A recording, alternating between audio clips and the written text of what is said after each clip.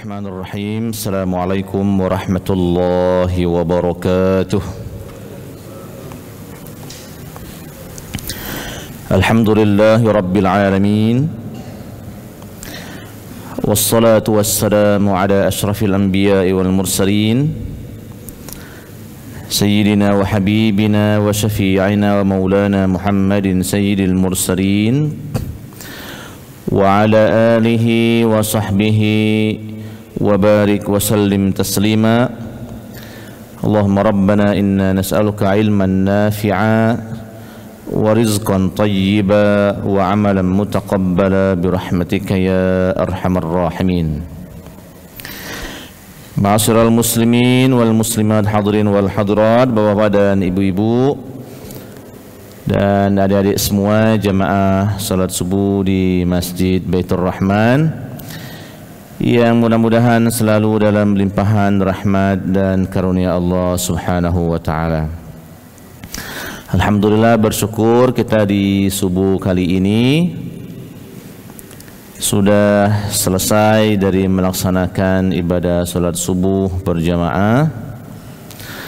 Mudah-mudahan seluruh rangkaian amal ibadah yang kita kerjakan di subuh kali ini, baik yang wajibnya maupun yang sunnahnya, diterima di sisi Allah Subhanahu wa taala. Amin ya rabbal alamin. Ma'asyiral muslimin wal muslimat, saya baru lihat ada 3 kursi di belakang itu ya. Dan ini mirip seperti sebagian masjid-masjid yang ada di Saudi Arabia khususnya. Jadi memang ini agak dimanjakan jamaah. Dibuat kursi, dibuat tempat ngaji gitu ya. Dan orang-orang yang memang sering berada di masjid, di sebagian masjid-masjid di Saudi Arabia yang kita lihat itu, memang mereka dimanjakan dengan model-model seperti ini. Ibarat kita tuh ndak kasih gawi apa ini kan di masjid terus kita ngaji gitu kan. Nah, ini bagian dari fasilitas supaya orang lebih lama di masjid gitu ya. Boleh itu, bahkan di sebagian masjid kadang-kadang dibuat sepanjang ini gitu ya. Maksudnya sepanjang saf itu dibuat tempat bersender seperti ini. Sepanjang ini baru 3 kan? Lagi nambah 3 lagi ini. Supaya saat orang masuk ke masjid dia punya pilihan-pilihan di manalah tempat yang paling nyaman untuk saya duduk lama-lama di masjid. Nah, model seperti ini diperbolehkan dalam inovasi supaya masyarakat kita lebih betah berlama-lama di masjid ya. Ya, tentu saja berlama-lama yang dimaksud dalam suasana ibadah-ibadah sunnah yang ada di masjid yang bisa kita lakukan. Nah, kira-kira kalau ngaji model seperti itu ada tempat bersender gitu kan, Qurannya besar, nah itu tahan lama ngajinya. Kalau ngajinya tidak kasih tempat bersender, Qurannya kecil, dapat selembar mulailah nguap-nguap itu kan. Jadi tidak tahan lama dia. Baik, masyaallah muslimin, mudah-mudahan terus ada inovasi-inovasi bagus bagi Masjid Baitur Rahman dalam rangka memakmurkan masjid, mengajak orang sebanyak-banyaknya untuk lebih nyaman berada di masjid. Berikutnya kita melanjutkan kembali pembacaan hadis dari kitab Bulughul Maram yang dikomentari, yang dijelaskan oleh Kiai Haji Muhammad Muhajirin Amsar sebagai salah seorang yang ikut andil dalam dunia akademik ya, khususnya pengetahuan Islam. Dan beliau ini adalah orang kita, orang Indonesia yang sempat lama di Mekah Al-Mukarramah dan sempat belajar serta mengajar di Darul Ulum gitu ya. Darul Ulum, Madrasah Darul Ulum. tempat di mana dulunya orang-orang kita Indonesia ini kalau berlama-lama di Mekah mesti mereka ini belajar di sini atau lebih rame belajar di sini. Ini di Darul Ulum di Mekah. Hadis yang pertama kita baca dulu. Bismillahirrahmanirrahim.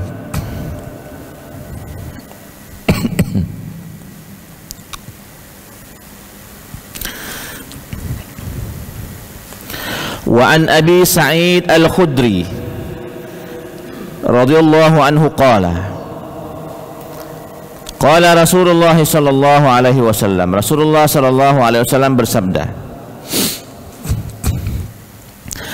idza ata ahadukum ahlahu, jika ada seseorang di antara kalian yang mendatangi pasangannya, mendatangi istrinya, summa arada an yu'adu, summa arada an ya'uda, dan setelah itu dia kepingin kembali mengulanginya, fal yatawadda bainahuma, maka hendaklah dijedah dengan wudu di antara keduanya. Rawahu Muslim, hadis riwayat Imam Muslim.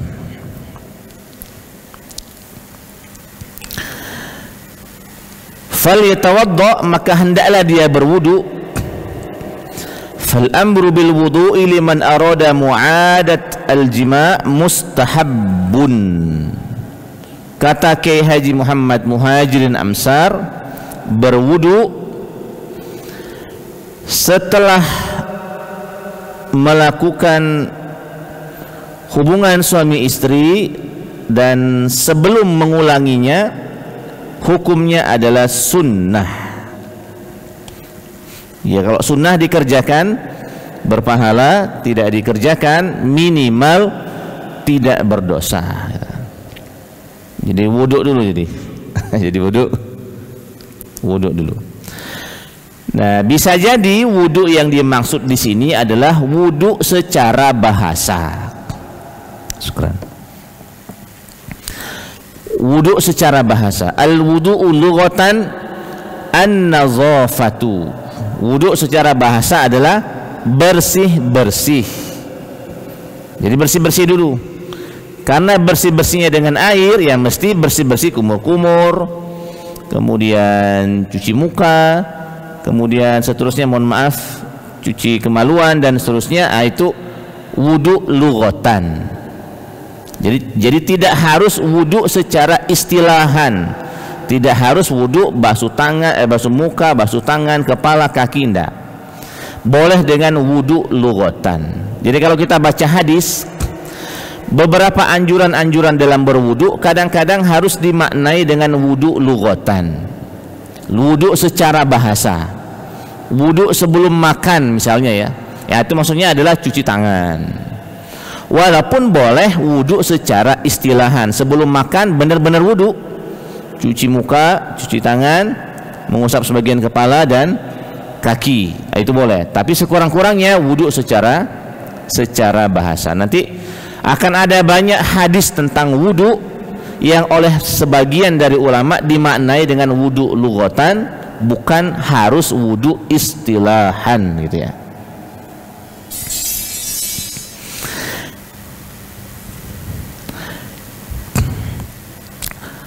Kenapa hukum berwudu ini tidak wajib? Maksudnya wudu mengulangi, karena sebab mengulangi hubungan suami istri ini tidak wajib, karena Rasulullah SAW sendiri kadangkala juga tidak melakukannya. Rasul kadangkala melakukan dan kadangkala juga tidak melakukan. Wa qad warada, ada riwayat yang menyebutkan anna Nabiyya sallallahu alaihi wasallam, bahwa Nabi Muhammad sallallahu alaihi wasallam tafa ala nisaihi fi lailatin wahidah.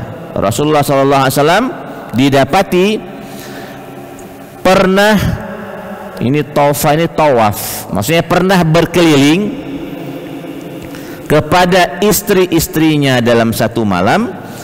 Walam yarid annahu tawaddu'a bainahuma, dan tidak disebutkan bahwa Nabi menjedahnya dengan berwudu terlebih dahulu. Nah, dari sinilah akhirnya hukum berwudu menjedah antara satu aktivitas suami istri dengan aktivitas suami istri yang lain, ini hukumnya mustahabun, disukai. Bisa jadi Rasul tidak melakukannya, bisa jadi karena sulit air, bisa jadi ya, airnya terbatas. Kalau airnya banyak, saya kira tetap pilihannya lebih bagus dijedah dengan wudu terlebih dahulu. Saya tidak bisa ngomong agak vulgar dikit, banyak budak kecil. Jadi dipahami ya. Sunnahnya adalah dijedah dengan wudu terlebih dahulu. Nomor 2, bismillahirrahmanirrahim. An Aisyah radhiyallahu anha qalat, dari Aisyah radhiyallahu anha berkata, kana Rasulullah sallallahu alaihi wasallam yanamu wa huwa junubun. Rasulullah sallallahu alaihi wasallam pernah tidur dalam keadaan junub, dalam keadaan berhadas besar, min ghairi an yamussa ma'an, tanpa menyentuh air sedikit pun. Ini hadis nomor 2. Wabihi, kata Ki Haji Muhammad Muhajirin Amsar, dari hadis ini akhazal fuqaha'u ala anna al-ightisala la yustaratu ala jami'il badani fi awwalihi, bal yajuzu an yamussa ma'a ma'aniyatil ghusli wa ba'da mudda afragha ghusli badanihi biniyatihi. Atau sebelum ke sini, hadis ini menunjukkan bahwa Nabi Muhammad SAW pernah tidur dalam keadaan berhadas besar. Pernah ya. Jadi inilah bentuk dari pengajaran dari Nabi Muhammad SAW, bahwa tidur dalam keadaan berhadas besar itu diperkenankan dan ditolerir ya, diperkenankan dan ditolerir. Tetapi tetap sebaiknya jika memang mampu, air ada, lalu kemudian untuk mandi gampang dan seterusnya, tetap diutamakan untuk mandi terlebih dahulu, agar supaya kondisi hadas besar ini cepat terangkat sebelum kita semua tidur gitu ya, sebelum kita semua tidur. Jangan sampai alasannya itu hanya karena lesu gitu ya, hanya karena lesu. Biasanya kalau laki-laki ya karena ini ilmu pengetahuan ya, jadi kita ngomongnya apa adanya saja. Biasanya kalau laki-laki, suasana setelah hubungan suami istri itu adalah suasana yang paling nyaman untuk tidur gitu kan. Orang menyebutnya dengan seakan-akan orang itu sudah mabuk, atau seakan-akan orang itu mabuk, ngefly gitu. Ngefly. Itu tidur lemaknya memang berbeda dengan perempuan. Makanya kadang-kadang kondisi tidur setelah hubungan suami istri ini kadang-kadang memang laki-laki yang mendominasinya. Apalagi bahasanya itu udah kati gawi, udah kati gawi. Nak ke dapur tidak, nak masak tidak, udah kati gawi, tidur tuh lah gawi. Nah, yang seperti ini jangan sampai mengalahkan ya, jangan sampai mengalahkan semangat melakukan bertoharo hanya karena lesu. Kalau seandainya alasannya air sedikit, air belum banyak, atau misalnya dingin-dinginian, boleh, tidak jadi masalah, tidak berdosa, tidur dalam keadaan junub. Tapi kalau bisa secepat mungkin jangan berlama-lama dalam kondisi junub, karena kondisi junub ini agak kurang maksimal untuk kita berzikir ya kepada Allah Subhanahu wa taala. Apalagi kalau bapak-bapak dan ibu-ibu punya zikir panjang sebelum tidur. Kalau bapak-bapak dan ibu-ibu punya zikir panjang sebelum tidur, memang sebaiknya segera mandi, baru kemudian setelah itu bisa meramalkan, melakukan pengamalan gitu ya, dari zikir-zikir, wirid-wirid yang selama ini sudah biasa dilakukan. Misalnya bapak-bapak dan ibu-ibu sebelum tidur biasa baca Al-Mulk misalnya ya, Tabarakalladzi biyadihil mulku wa huwa ala kulli syai'in qadir. Terus gitu ya, punya kebiasaan baca Quran Al-Mulk sebelum tidur. Memang bagusnya mandi terlebih dahulu. Ya, kaitannya dengan baca surat Al-Mulk, para sahabat Rasulullah SAW itu punya tradisi membaca Al-Mulk sebelum tidur. Al-Mulk ini sekitar 30 ayat lebih dan kurang ya, 30 ayat. Kalau nak buka Quran dulu kadang-kadang males, tambah males lagi kan. Memang nak lemak Al-Mulk ini dihafal 30 ayat. Kita ngapalnya sehari seayat bae. Jadi dalam sebulan ditarget hafal Al-Mulk sehari seayat. Boleh setorannya dengan Ustaz Umar boleh. Supaya ada oleh-oleh sehari seayat. Di antara fadilah Al-Mulk ini adalah sebagian dari sahabat menyebutkan Al-Mulk ini surat Al-Mani'ah, surat tameng. Tameng penjaga dari siksa kubur ya, penjaga dari siksa kubur. Orang kalau selamat dari siksa kuburnya, insya Allah selamat sampai akhir ya. Tapi kalau di awal masuk kubur sudah disiksa, itu alamat sampai akhir tidak akan selamat atau susah selamat. Paling-paling walaupun selamat itulah di akhir-akhirnya, badan larmuk gitu kan, kira-kira badan larmuk. Jadi siapa saja yang mampu mengamalkan untuk membaca surat Al-Mulk sebelum tidur, saya kira dialah yang lebih utama, tentu saja tanpa harus menilai orang lain ya. Kita bersaing dengan diri kita masing-masing gitu. Yang belum bisa mengamalkan Al-Mulk ya boleh dengan mengamalkan yang lain yang gampang untuk diamalkan gitu. Boleh dengan ayat kursi tok gitu kan, boleh dengan Al-Ikhlas 3 kali. Yang penting sebelum tidur kalau bisa ada peramalan-peramalan yang diwiridkan. Rasulullah SAW itu kalau sebelum tidur lama wiridnya. Kalau bahasa kitanya kalau tidak tidur lagi gitu kan, karena wirid ini kan, baik wirid dari Al-Quran maupun wirid dari doa-doa, hadis-hadis, zikir-zikir biasa itu. Nah, baik, ini yang hadis yang nomor 2. Jadi Rasulullah SAW pernah tertidur dalam kondisi junub dan tidak menyentuh air, maksudnya tidak mandi terlebih dahulu. Berikutnya kata Kiai Haji Muhammad Muhajirin Amsar, hadis ini juga diambil sebagai sandaran bagi para ulama bahwa annal ightisala, mandi wajib itu la yustarat ala jami'il badan fi awwalihi, bahwa mandi wajib itu tidak mensyaratkan untuk membasuh seluruh badan di awal mandi. Bal yajuzu an yamussama ma'aniyatil ghusli, tapi boleh menyentuh air sebagian saja. Wa ba'da muddah, dan setelah itu afragh ghusli badanihi biniyatihi, setelah itu baru lanjut dengan menyempurnakan mandi. Maksudnya gimana Ustaz?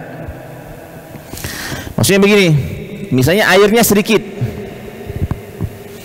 atau kondisi dingin, boleh orang itu melakukan mandi junub dengan niat mandi junub separuh badan dulu, separuh badan dulu. Misalnya dia mandi junub, dia masuk badan dari perut ke bawah misalnya ya, dari perut ke atas belum, Dari perut ke atasnya dia sambung setelah beberapa waktu, setelah beberapa jam, 1 jam, 2 jam, 3 jam, setelah itu nah hidup, nah baru dia sambung misalnya dari sebagian ke atas. Ini pernah disampaikan oleh beberapa ustadz-ustadz kondang kita ya dalam bab fikih di media sosial, bahwa boleh mandi wajib itu dibagi 2, part 1, part 2 gitu kan. Boleh dijeda seperti itu. Tapi menurut saya kalau airnya banyak nggak usah dijeda, langsung saja mandi seluruhnya gitu kan. Baik, ini hadis nomor 2. Hadis nomor 3. Bismillahirrahmanirrahim. Wa an Aisyah radhiyallahu anha qalat, dari Aisyah radhiyallahu anha berkata, kana Rasulullah sallallahu alaihi wasallam, Rasulullah sallallahu alaihi wasallam idza ightasala minal janaba, saat Rasul mandi wajib, mandi janabah, yabda'u fayaghsilu yadayhi, beliau mulai dengan pertama sekali mencuci atau membasuh kedua tangannya, kedua tangan terlebih ya. Summa yufrighu biyaminihi ala shimalihi fayaghsilu, yufrigh biyaminihi ala shimalihi fayaghsilu. Kemudian Rasulullah Shallallahu Alaihi Wasallam ngambil air dengan tangan kanannya kepada sebagian sebelah kirinya. Baru kemudian setelah itu fayaghsilu farjahu, Rasulullah Shallallahu Alaihi Wasallam membersihkan kemaluannya. Ini hadis dari Aisyah ya. Tahu seperti ini dari orang dalam ini kan. Cerita dari Aisyah radhiyallahu anha. Kemudian Rasul membersihkan kemaluannya. Summa yatawaddau, setelah itu berwudu, maksudnya membasuh muka, membasuh tangan, kemudian kepala. Summa ya'khuzul ma'a fayudkhilu asabi'ahu fi usuli sya'ri. Kemudian Rasul mengambil air, kemudian air ini diusapkannya ke kepala dengan jari-jari yang masuk ke rambut. Jadi beliau ambil air model seperti itu. Baru kemudian summa hafana ala ra'sihi thalatha hafanat. Baru kemudian beliau ngambil air 3 kali langsung ke kepala, 1, 2, 3. Summa afadha ala sa'iri jasadihi. Baru kemudian Rasulullah sallallahu alaihi wasallam membasuh seluruh badannya. Summa ghassala rijlaihi, baru terakhir Rasulullah sallallahu alaihi wasallam membasuh kedua kakinya. Nah, ini hadis riwayat Imam Muslim. Ini hadis riwayat Bukhari dan Muslim, tapi lafaznya dari Imam Muslim. Nah, dari hadis ini ma'asyiral muslimin, ada beberapa poin yang disampaikan oleh Aisyah radhiyallahu anha. Yang pertama, Rasulullah sallallahu alaihi wasallam itu mandi wajibnya step by step, beguyur. Tapi urutan beguyurnya itu tidak persis kaki dulu dari bawah ke atas, tidak persis. Beguyurnya itu dimulai justru kalau di hadis ini ya, nanti kita memang akan menemukan hadis-hadis yang lain. Kalau dari hadis ini, beguyurnya itu Rasul memulai dengan tangan terlebih dahulu. Oke, setelah tangan ya, kemudian kemaluan, setelah itu baru anggota wudu. Di sebagian media sosial ada sebagian dari orang yang menyebutkan bahwa Rasulullah SAW kalau mandi dimulai dari bawah dulu ya, kaki, terus lutut, terus paha, terus perut misalnya ya, terus ke atas. Itu terus terang saya pribadi tidak tahu riwayatnya ya. Ya siapa tahu ustadznya tahu, tapi saya pribadi belum terbaca riwayat yang urutannya dari bawah. Tapi kalau urutan mandi wajib dimulai dengan tangan, membasuh kemaluan, kemudian membasuh anggota wudhu, inilah hadisnya yang ada bersama kita. Setelah membasuh anggota wudhu kan lumayan terwakili kan, muka dibasuh, tangan sampai siku dibasuh, kemudian kepala, kemudian baru setelah itu Rasulullah SAW memasukkan jari-jarinya kepada kepala ya, kulit rambut gitu kan, sampai ke sini. Baru setelah itu Rasul mengguyur sedikit demi sedikit, mengguyur badan. Setelah itu baru mengguyur seluruhnya dan ditutup dengan mencuci kedua kaki.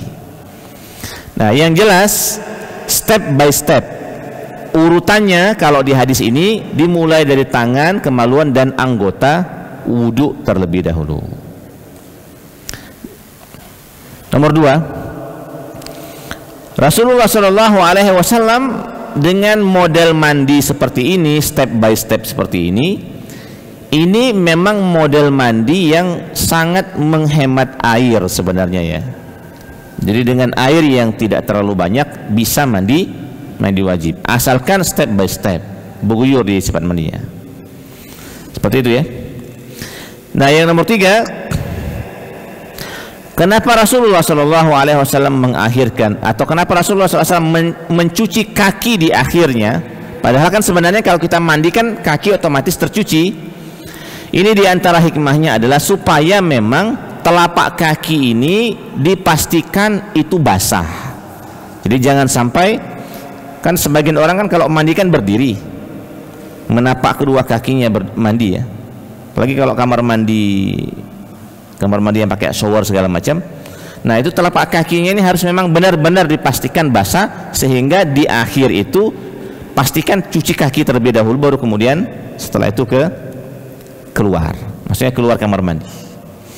Nah, jika step-step ini yang dilakukan, maka inilah model mandi wajib yang sempurna, menggabungkan antara mencuci anggota wudhu dengan mencuci seluruh badan, atau mengutamakan mencuci anggota wudhu terlebih dahulu, baru kemudian mencuci seluruh badan.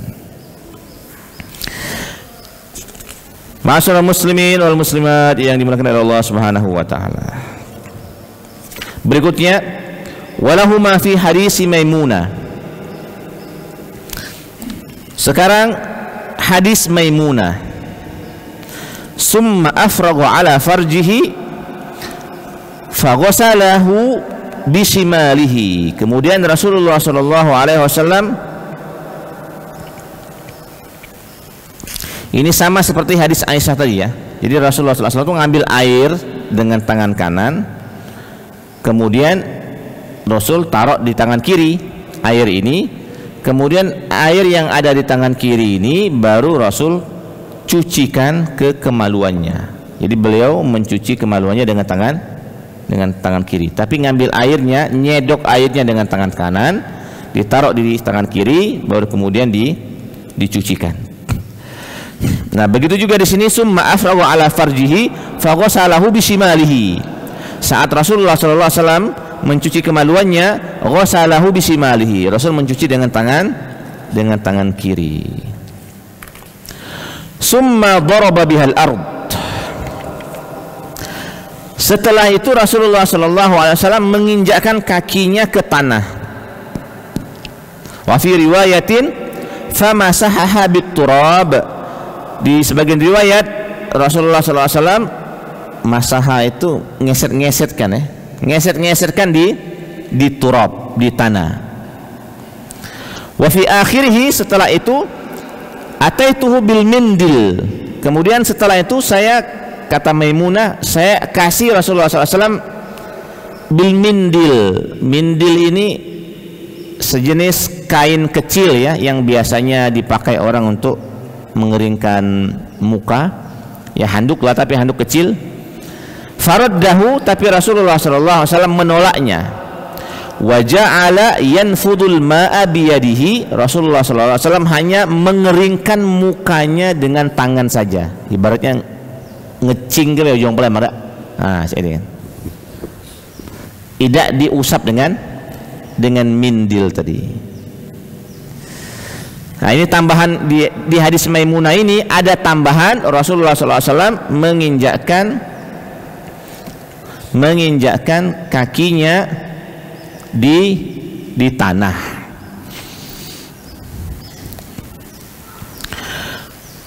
Darabal ard darabaha innama kana li izalatil awsah war rihal kariha. Tanah ini dipakai oleh Rasul sallallahu alaihi wasallam, kata Ki Haji Muhammad Muhajirin Amsar, ini tujuannya adalah untuk menghilangkan kotoran dan untuk menghilangkan aroma-aroma yang tidak sedap. Maksudnya dengan wasilah tanah itu bisa dilakukan. Bukan hanya untuk kaki sebenarnya, bukannya hanya untuk telapak kaki, bisa jadi juga untuk tangan. Misalnya tangan dioleskan dulu ke pasir misalnya ya, baru kemudian setelah itu dibersihkan. Bicara udah katik sabun kan, jadi tanah itu. Coba dulu orang-orang tua kita kalau mereka nyuci kuali, itu mereka ambil tanah yang ada pasir-pasirnya itu kan, dipoleskan dulu, kemudian setelah itu baru disikat. Orang-orang tua kita dulu kadang-kadang gosok giginya dengan abu gitu. Saya masih menyaksikan orang-orang tua dulu gosok giginya dengan abu. Dengan abu. Nah, itu cara wong lamo gitu. Wa amma fi asril yaum, tapi kalau kita zaman sekarang ini, kata Ki Haji Muhammad Muhajirin Amsar ini, fa innan nasa yadribuna aydiyahum bisabun. Tapi kalau sekarang ini orang menggosok-gosokkan tangannya dengan sabun gitu kan. Nah, wa fil hadis ini ma yadullu ala istihbabi izalatir raiha bi ayyati maddatin kanat. Hadis ini menunjukkan kepada kita kalau mandi wajib ya, istihbab disunnahkan untuk ditambah dengan aktivitas menghilangkan aroma-aroma yang tidak sedap. Makanya kalau ada orang yang nanya, Ustaz, apakah mandi wajib itu harus sampoan? Jawabannya tidak harus. Tapi istihbab, bagus disukai, sunnah menggunakan wewangian saat kita mandi wajib. Tidak harus samponya, tidak harus. Kalau udah kata sabun udah jadi masalah, berarti banyu bae. Iya, banyu bae.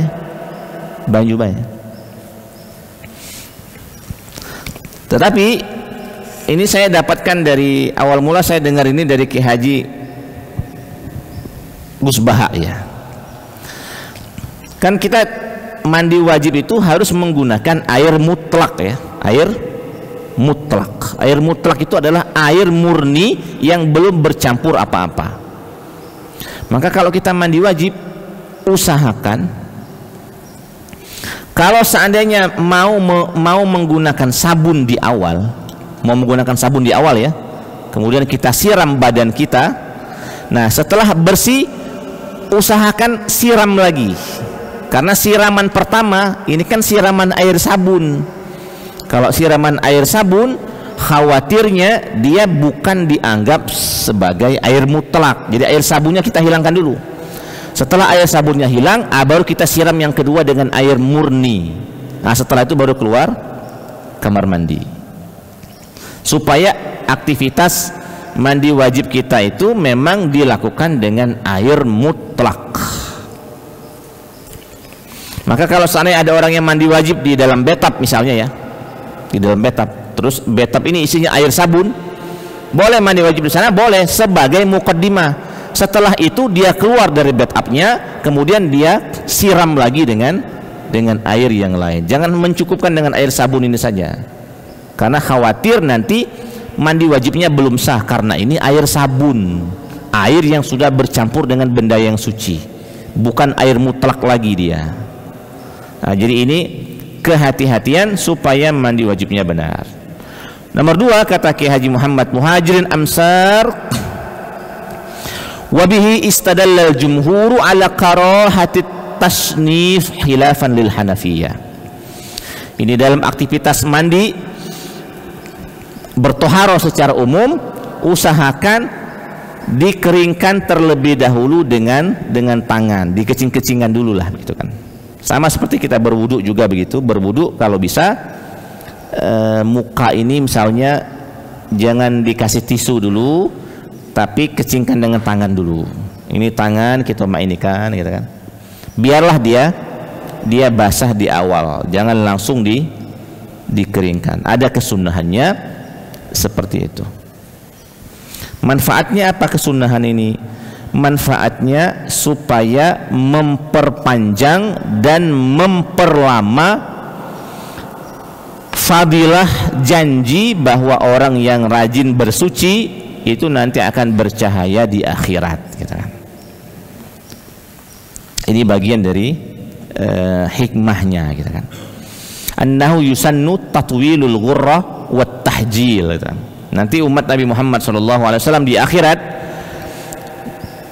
kan di akhirat nanti orang rame kan, nggak usah di akhirat, orang saat haji dan umroh saja kan rame, mana jamaah kami.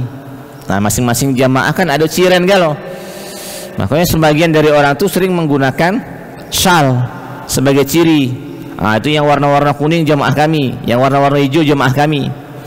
Kira-kira Nabi Muhammad SAW bagaimana mengenali itu umatnya dan itu bukan umatnya? Dari cahaya yang muncul dari tempat yang sering dipakai bertoharoh. Kira-kira kita di bumi ini sering berwudu apa sering mandi wajib? Sering berwudu ya. Nah, kalau kita mandi wajib tiap hari, tiap waktu, tiap saat, mungkin. Karena lebih sering berwudu, maka nanti yang paling dominan bercahaya itu adalah anggota wudu. Yang lain bercahaya juga insya Allah. Anggota tubuh lain yang kita pakai untuk mandi wajib bercahaya galau, tapi yang paling terang cahayanya itu adalah yang sering dipakai untuk berwudu. Maka muka nanti akan bercahaya, tangan bercahaya, kemudian kepala nanti akan bercahaya, kemudian kaki akan bercahaya. Maka Nabi Muhammad SAW nanti akan bisa mengenali, oh kira-kira oh ini umatku, ini umatku, ini umatku. Yang cahayanya redup itu biasanya wudunya jarang. Wudunya jarang. Kalau wudunya jarang, biasanya sholatnya juga jarang. Jadi sepaket. Maka sebagian dari kawan-kawan kita kadang-kadang kalaupun seandainya mereka berwudu setelah maghrib misalnya ya, terus mereka tidak batal. Sebagian dari kawan-kawan kita ada yang kadang-kadang berwudu lagi walaupun belum batal. Nah, itu boleh tajdidul wudu, memperbaharui wudu walaupun kita tidak batal, itu boleh dengan niat supaya tambah terang cahaya yang ada di bekas anggota wudu. Tajdidul wudu, asalkan airnya cukup melimpah, boleh tajdidul wudu. Bahkan sebagian dari ulama menyunnahkan tajdidul wudu. Cuma kita lesu inilah, faktor utama ini lesu nih. Banyaklah lesu nak ke kamar mandi lagi. Baik, masyarakat muslimin, dikit lagi. Hadis berikutnya, wa an ummi Salamah, dari Ummu Salamah qalat, qultu ya Rasulullah, wahai Rasulullah, kata Ummu Salamah, inni imra'atun ashuddu sya'ra ra'si. Wahai Rasul, saya ini adalah perempuan yang mengikat rambut kepala. Berarti rambutnya panjang, berarti diikat. Kalau tidak panjang jarang biasanya diikat. Afa ankuduhu li ghuslil janabah, apakah saya harus melepaskan ikat rambut saya ini kalau saya mandi wajib? Nah, ini bagus pertanyaannya kan. Apakah orang kalau mandi wajib perempuan itu harus diurai rambutnya atau tidak apa-apa rambutnya ini masih diikatnya itu?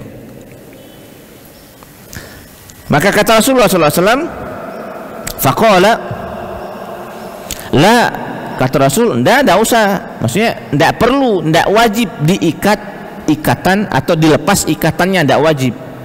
Innama yakfiki, kamu cukup antahsi ala ra'siki salasa hasayat. Tapi kata Rasulullah SAW, kamu cukup ambil air, ghurafat itu cedokan, kamu ambil air, kamu cedok air, kemudian kamu siramkan ke kepala, asalkan memang rambutnya ini basah, jadilah itu. Kira-kira seperti itu. Jadi tidak harus diurai, tidak harus dilepas. Nah, ini menunjukkan bahwa yang penting dari mandi wajib itu adalah bisa memastikan sampainya air kepada seluruh anggota tubuh, gitu ya, seluruh anggota tubuh. Kata Kiai Haji Muhammad Muhajir Amsar, wa fihi dalilun, ini adalah dalil ala annahu la yajibu naqdu dhafairil mar'a idza wasala al-ma' ila su'ur sya'ri, tidak wajib mengurai ikatan rambut perempuan jika memang air sudah sampai. Wa illam yasilil ma'u, jika airnya belum sampai, illa bin naqdi, kecuali dengan diurai, dilepas, wajaba naqduha wa bihi qala Syafi'i wal jamaahir, kalau seandainya diduga bakal tidak sampai air ke kepala gara-gara rambut diikat, maka harus dilepas, dan ini pendapat dalam mazhab Syafi'i dan pendapat mayoritas ulama.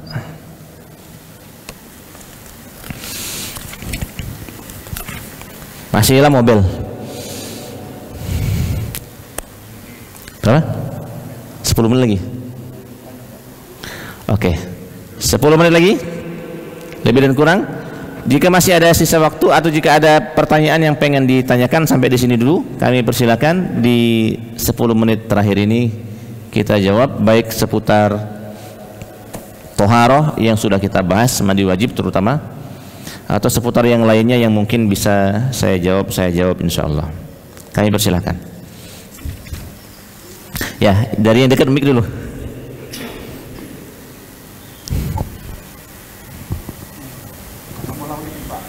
Tekan agak lama. Siap.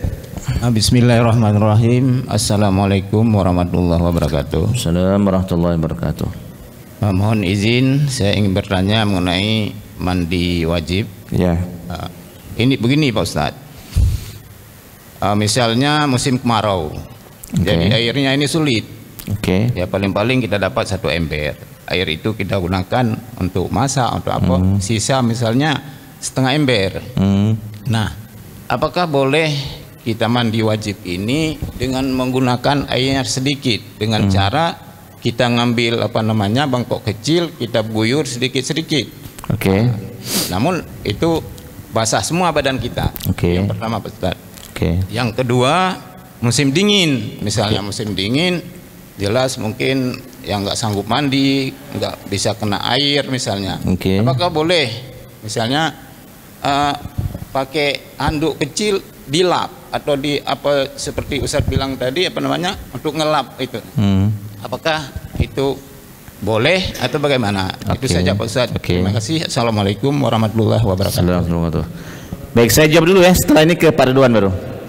Yang pertama, mandi wajib dengan air yang sedikit, boleh tidak? Jawabannya boleh. Makanya Rasulullah SAW itu kadang-kadang nyedok air itu dengan tangan. Jadi dengan tangan begini, ke sini dulu, nah, rambut basah gitu kan, kemudian baru ke sini, atau pakai gayung kecil, pakai mangkok kecil. Saya kira di zaman Rasulullah SAW itu airnya tidak akan lebih banyak daripada zaman kita sekarang ini. Ya, sumur, orang sekuat-kuatnya bikin sumur di Madinah misalnya ya, itu kuat kapo orang bikin sumur ya, dalam kapo maksudnya orang bikin sumur kedukan itu kan, tidak akan dalam. Kemudian kalaupun seandainya orang bikin sumur, airnya juga tidak sebanyak air yang ada di negara kita.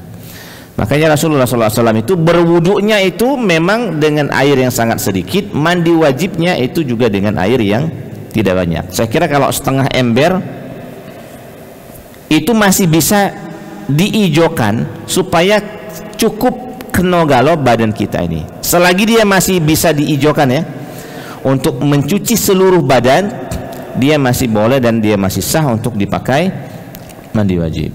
Ini pertama. Yang kedua, mengelap badan untuk mandi wajib. Jawabannya tidak boleh. Jadi kalau mandi wajib dan untuk berwudu juga, berwudu dan mandi wajib tidak boleh dilap tapi dia harus ada air yang mengalir. Jadi dikit jadilah air yang mengalir. Yang penting ada aliran air. Kalau dilap kan dia udah kata aliran air kan. Nah, jangan dilap.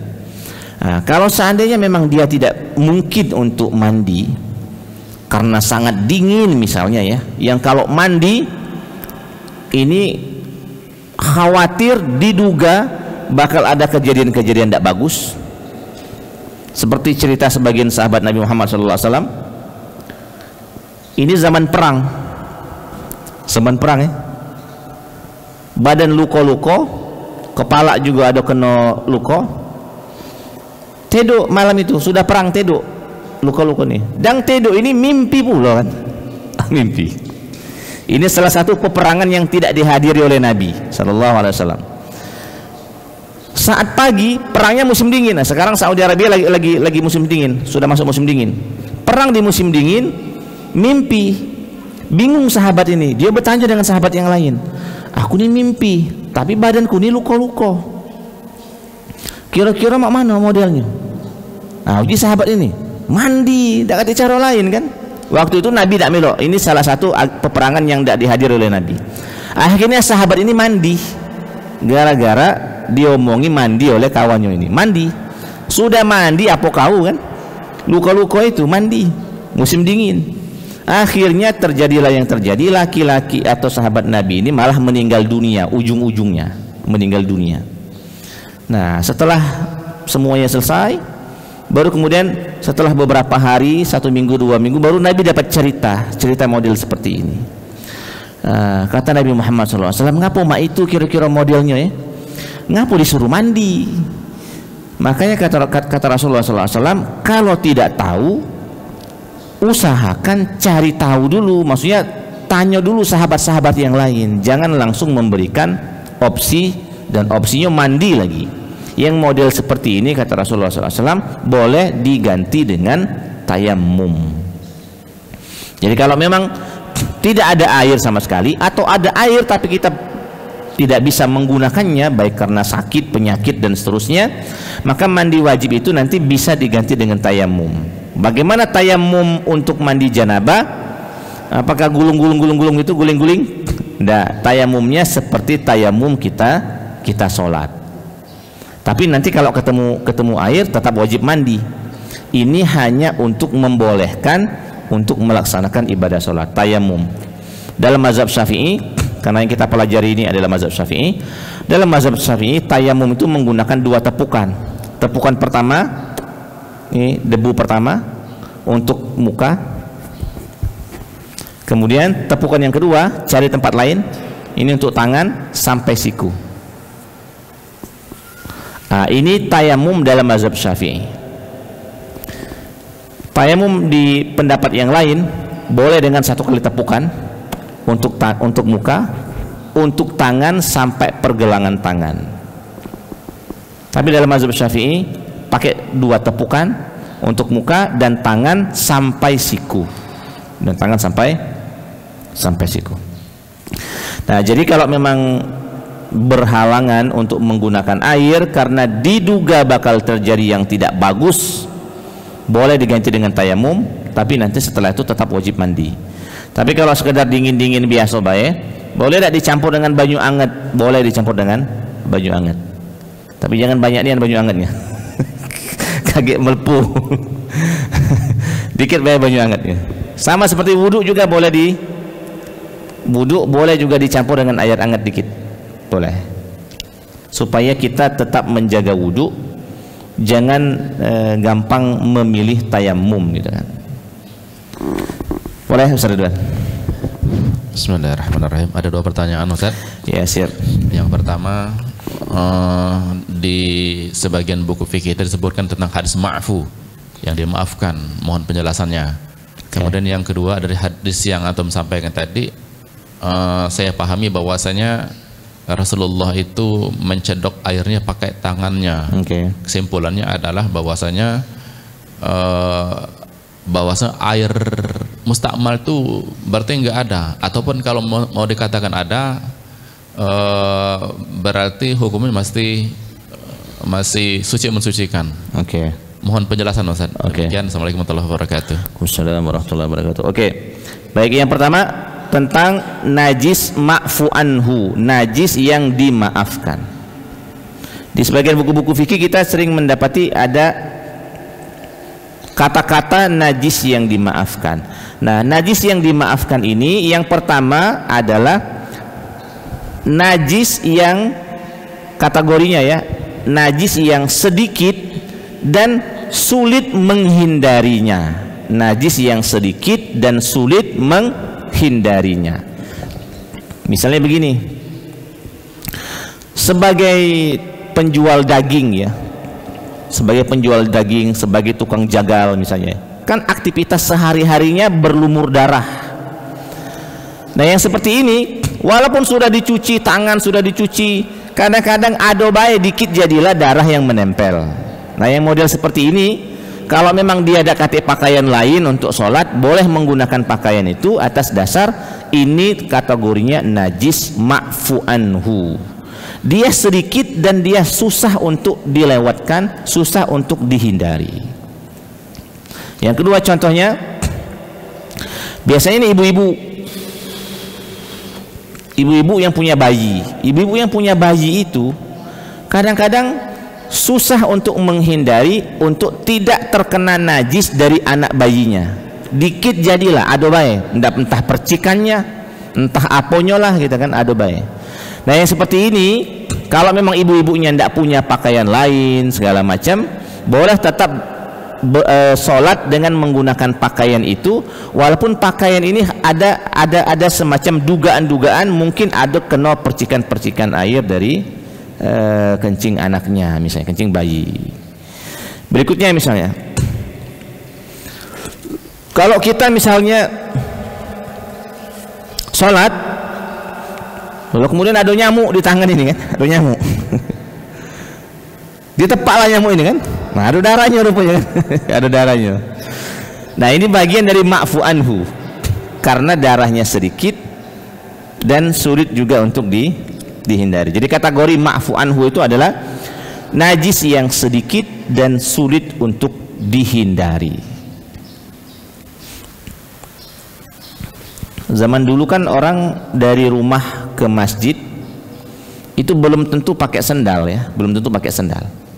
Dia berjalan dengan kakinya. Karena juga masjid zaman dulu tidak ada hambalnya, masjidnya juga tanah juga. Nah, saat orang dari rumah pergi ke masjid, dia menapakkan kaki di tanahnya, kira-kira bakal ada tidak najis-najisnya ya? Mungkin bakal ada, dikit jadilah. Nah, yang model seperti ini ma'fu anhu. Jadi ini contoh najis ma'fu anhu. Baik, yang kedua seputar air musta'mal, bahwa Nabi Muhammad SAW di beberapa hadis memang menjadikan tangan ini untuk nyedok air, menjadikan tangan ini untuk nyedok air. Nah, apakah itu berarti bahwa sebenarnya tidak ada konsep air musta'mal, atau kalaupun ada, air musta'mal itu tetap bisa digunakan? Ini penjelasannya agak panjang sebenarnya, tetapi secara sederhana begini, memang air musta'mal itu ini permasalahan yang diperselisihkan oleh para ulama dalam memahami teks-teks seperti ini. Nah, dalam mazhab Syafi'i memang yang paling terkenal, mazhab Syafi'i ini adalah pengusung pendapat adanya air musta'mal dan pengusung pendapat bahwa air musta'mal itu jangan dipakai untuk berwudu atau mandi. Tetapi kategori air musta'mal dalam mazhab Syafi'i ini begini. Satu, yang 100% musta'mal itu adalah memang sisa berwudu, sisa mandi wajib. Misalnya kita berwudu, ini muka, air yang bekas kita cuci muka ini kita wadahi lagi di bawah. Tangan kita wadahi di bawah. Nah, akhirnya muncul misalnya ini genangan air. Ini musta'mal 100%. Yang seperti ini tidak boleh dipakai wudu, tidak boleh dipakai mandi wajib. Musta'mal yang kedua, air biasa tapi terkena cipratan air bekas kita berwudu atau air bekas kita mandi wajib, asalkan diduga air bekas kita berwudu ini bisa merubah air ini. Makanya di sebagian dari buku-buku itu atau sebagian dari kitab-kitab ini saya sederhanakan ya. Ibaratnya air mustakmal ini setelah digunakan ini berubah jadi warna hitam, ibaratnya ya, berubah jadi warna hitam. Misalnya air bekas muka ini yang sudah kita pakai berwudu berubah jadi air hitam. Air ini nyiprat ke sini. Kalau dia nyipratnya cuma 1 kali 2 kali, kira-kira bisa merubah air putih ini jadi hitam enggak? Kalau belum, berarti dia belum mustakmal.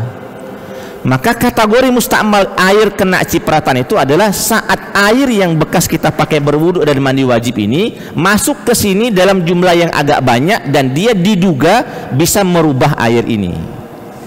Nah, yang Nabi lakukan saat Nabi mencedok ini dugaannya adalah cedokan Nabi ini netesnya dikit di sini sehingga tidak merubah kemutlakan air ini. Tapi kalau seandainya air mustakmal ini banyak masuk ke sini, maka dia menjadi mustakmal.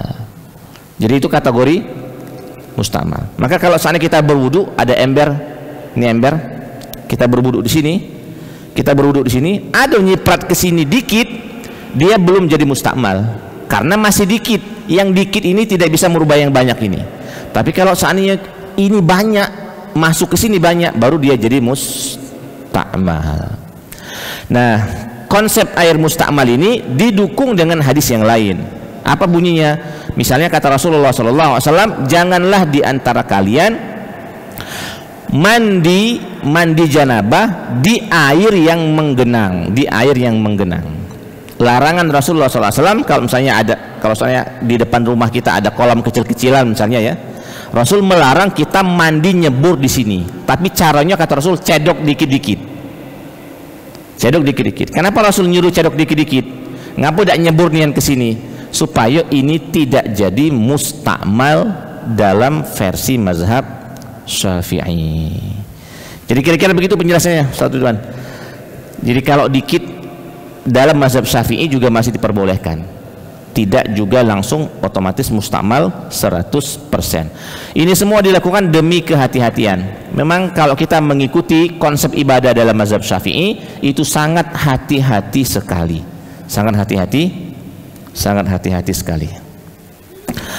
Mohon maaf atas segala kesalahan dan kekurangan. Apa ada lagi? Ibu-ibu ya? Oke, boleh ibu-ibu biar kakek tidak dikatakan tidak menghargai ibu-ibu. Boleh ibu. Assalamualaikum warahmatullahi wabarakatuh. Waalaikumsalam warahmatullahi wabarakatuh. Terkait dengan hadis bahwa air wudhu itu akan memberikan cahaya yang akan menandakan bahwa kita adalah umat Rasulullah. Iya, sallallahu alaihi wasallam. Bagaimana seandainya ini hanya berandai-andai. Okay. Apakah ada di dalam hadisnya dengan pengganti wudhu dengan apa namanya tayamum itu bisa juga menjadikan salah satu penyebab cahaya. Okay. Ibarat kata gini Ustaz, misalnya ini hanya berandai-andai bahwa kalau kita wudhu itu 100 kali seumur hidup misalnya. Sementara kita ada tayamum misalnya pada saat kita perjalanan gitu kan 10 kali? Ya 10 kali misalnya. Apakah itu tidak mengurangi cahaya dengan 10 yang kurang tadi dengan bukan wudhu gitu? Ya, terima kasih. Assalamualaikum warahmatullahi wabarakatuh. Kalau ditanyakan teks hadisnya, saya terus terang belum mendapati teks hadis yang berbicara secara khusus juga akan ada cahaya dari tayamum, dari anggota tayamum. Tetapi kalau kita menggunakan konsep berpikir bahwa bahwa berwudu itu adalah toharo, dan toharo yang dicuci itu adalah sebagian anggota wudu, dan bahwa tayamum ini adalah pengganti wudu dalam beberapa kondisi, maka kita berharap mudah-mudahan saat kita bertayamum fadilah wudu itu juga masih bisa kita dapatkan. Jadi mudah-mudahan fadilah wudu masih tetap bisa kita dapatkan dengan toharo, karena dengan tayamum, karena memang tayamum ini pada dasarnya adalah pengganti wudu karena kondisi-kondisi yang tidak memungkinkan bagi kita untuk berwudu. Anggap saja misalnya kebalikannya, misalnya mudah-mudahan ini tidak terjadi juga ya, ini berandai-andai juga. Misalnya orang tiba-tiba dia mendapati sebuah penyakit aneh misalnya ya, lama lagi penyakit aneh ini. Penyakit aneh ini tidak boleh tersentuh air misalnya kan. Lah terus bagaimana dia berwudu mandinya? Dia tayamum terus, dia tiap hari tayamum gitu kan. Nah dengan kondisi seperti itu kita tetap berharap tayamumnya juga bisa masih tetap mendapatkan fadilah berwudu dari cahaya yang didapat dari tayamum itu sendiri. Kira-kira itu Bu ya. Ya saya kira ini dulu yang bisa kita sampaikan, dan sebelum kita tutup memang sebagian dari para ulama itu mereka menjaga wudu ya, ini bagus. Siapa yang bisa menjaga wudu mudah-mudahan dia lebih terjaga ya. Kan kita orang Sumatera ini atau orang Indonesia secara umum itu gampang mengalaskan untuk tidak macam-macam karena kita masih dalam kondisi wudu. Kita nak salaman, mohon maaf sudah wudu, mohon maaf sudah wudu. Akhirnya tidak jadi salaman secara langsung, gitu kan. Maksudnya dengan menjaga wudu, mudah-mudahan lebih terjaga, gitu kan. Subhanakallahumma rabbana wa bihamdika, asyhadu an la ilaha illa anta wa astaghfiruka wa atubu ilaik. Assalamualaikum warahmatullahi wabarakatuh.